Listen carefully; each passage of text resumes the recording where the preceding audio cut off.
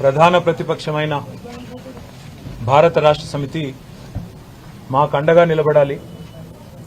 ఈ రాష్ట్రంలోని నిరుద్యోగ యువత మరి ఆనాడు కేసీఆర్ గారి ప్రభుత్వం ఉన్నప్పుడు కూడా మేము ఆనాటి ప్రభుత్వం మీద పోరాటాలు చేసినాము.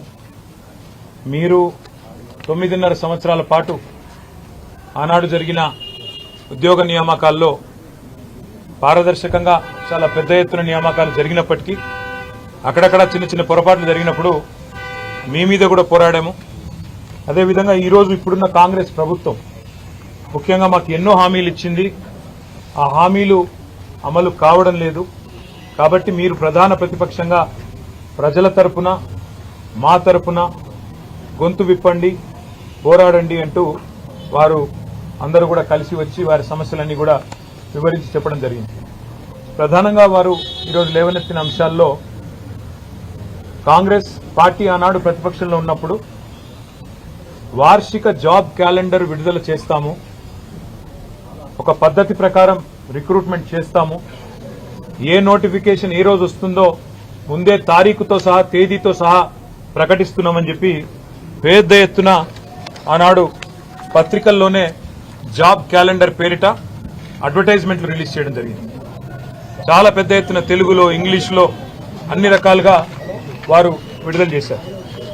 అందులో వారు చెప్పిన దానిలో ముఖ్యంగా మరి గ్రూప్ 1 జూన్ 1 నాడే విడుదల చేస్తాము, ఫిబ్రవరి 1 నాడు విడుదల చేస్తాము. గ్రూప్ 2 మరి ఏప్రిల్ 1 విడుదల చేస్తాము నోటిఫికేషను. గ్రూప్ 3 జూన్ 1 విడుదల చేస్తాము. గ్రూప్ 4 కూడా June 1. Assistant executive, assistant engineer, PR, RNB, RWS, అదేవిధంగా పబ్లిక్ హెల్త్ డిపార్ట్మెంట్ ఇవన్నీ కూడా మే 1 నాడు విడుదల చేస్తాము.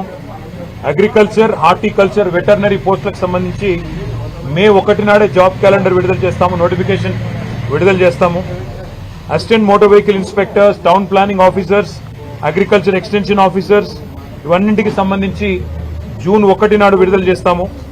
Transport constables, excise constables, police constables సంబంధించి మార్చి 1 నాడు విడుదల చేస్తాము. జూనియర్ లెక్చరర్లు, పాలిటెక్నిక్ లెక్చరర్లు, డిగ్రీ కాలేజ్ లెక్చరర్లు, అసిస్టెంట్ ప్రొఫెసర్లు, ఫిజికల్ డైరెక్టర్లు వీటికి సంబంధించి ఏప్రిల్ 1కి విడుదల చేస్తాము.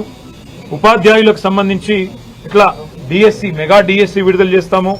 అదేవిధంగా విలేజ్ రెవెన్యూ ఆఫీసర్స్, జీపీ సెక్రటరీలు, మండల స్థాయి సాంకేతిక సిబ్బందికి 1 జూన్ నాడు విడుదల చేస్తామని చెప్పి దాదాపు 10 నోటిఫికేషన్లు ఏవైతే ఇప్పటికే ఇవ్వాల్సి ఉండెనో అవి ఇవ్వకుండా ఇచ్చిన మాటలు నీటి మూటలు అని తేల్చేసిన వైనం మన కళ్ళ ముంగట కనబడతా ఉన్నది.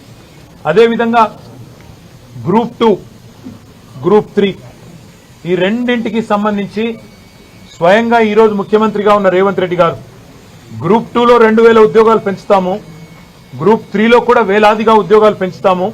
కేసీఆర్ గారు చేయలేదు, కేవలం 783 పోస్టులే పిలిచినాడు, నేను 2000 చేస్తానని చెప్పి రేవంత్ రెడ్డి గారు చెప్పారు.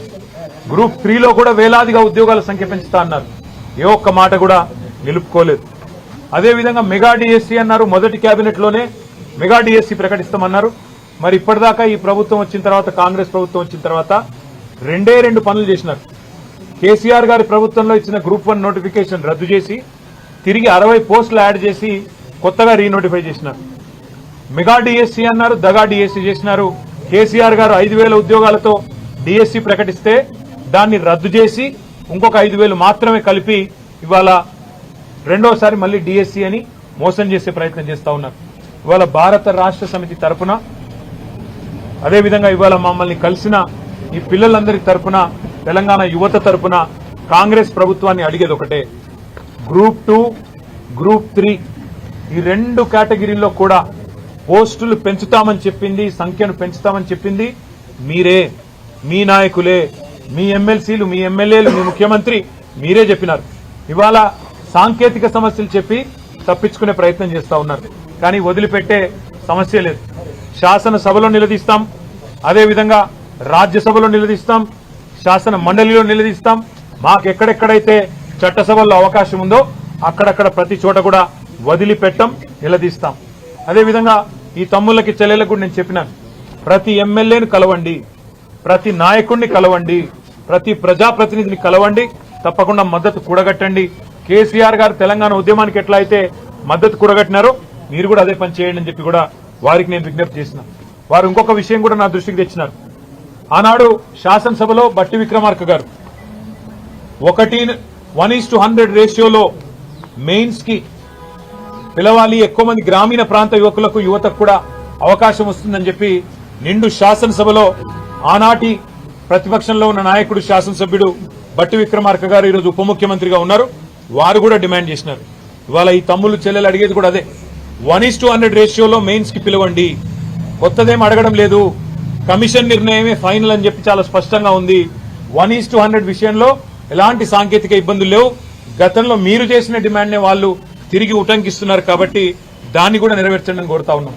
దాంతో పాటు ఇప్పుడు వరుసగా మేము గతంలో పిలిచిన ఉద్యోగాలు కొత్తగా వీళ్ళు ఇచ్చిన నోటిఫికేషన్ ఏం లేవు. టెట్ మే 20 నుంచి జూన్ 3 వరకు ఉంది. గ్రూప్ 1 ప్రిలిమ్స్ జూన్ 9 నుంచి 9వ తారీఖు నాడు ఉంది. అదేవిధంగా డిఎస్సి జూలై 17 నుంచి 31 వరకు ఉంది. 2,25,000 మంది పోటీ పడతా ఉన్నారు. గ్రూప్ 2 ఏదైతే సంఖ్య పెంచకుండా మోసం చేస్తున్నారో ఆ గ్రూప్ 2 ఆగస్టు 7, 8కు ఉన్నది. గ్రూప్ 1 మెయిన్స్ అక్టోబర్ లో ఉంది. గ్రూప్ 3 నవంబర్ లో ఉంది. చాలా మంది పిల్లలు ఇది రాసిన వాళ్ళే అది కూడా రాస్తారు కాబట్టి కొద్దిగా వీటిని కూడా స్టాగర్ చేసి పిల్లలకు తగు మొత్తంలో ప్రిపేర్ కావడానికి కూడా సమయం ఇవ్వాలని చెప్పి కూడా వాళ్ళు కోరుతా ఉన్నారు. నిష్పత్తి 1:100 మెయింటైన్ చేయమని, ఇచ్చిన మాట ప్రకారం 10 నోటిఫికేషన్లు ఏవైతే ఇవ్వాల్సి ఉండి తప్పినరో వాటిని పిలవండి. మొదటి సంవత్సరంలోనే 2 లక్షల ఉద్యోగాలు ఇస్తామన్న మాట నిలబెట్టుకోండి. వార్షిక జాబ్ క్యాలెండర్ విడుదల చేయండి. లేకపోతే తెలంగాణ యువతకు దన్నుగా మద్దతుగా ప్రత్యక్ష పోరాటానికి కూడా భారత రాష్ట్ర సమితి యొక్క విద్యార్థి యువజన విభాగం, మా ప్రజాప్రతినిధులు అందరం కూడా కదం దొక్కుతాం. అందరం కూడా రోడ్డు మీదకి వస్తాం. ఏ నిరుద్యోగులైతే మిమ్మల్ని అధికారంలోకి తెచ్చారో వాళ్లే తప్పకుండా రేపటి రోజున మళ్లీ కథానాయకులై మీ మీద తిరగబడే రోజు కూడా వస్తుందని చెప్పి కూడా ఈ ప్రభుత్వాన్ని హెచ్చరిస్తూ, ఈ డిమాండ్లు ఏవైతే న్యాయబద్దమైన డిమాండ్లు మా తమ్ముళ్లు చెల్లెలు ఇవాళ మాకు ప్రత్యేకించి సమయం తీసుకుని వచ్చి వారు చెప్పినారో ఇవన్నీ కూడా ప్రభుత్వం తప్పకుండా ఆనర్ చేయాలని, చేయకపోతే తప్పకుండా మేము కూడా వారి తరఫున రోడ్డెక్కుతాం.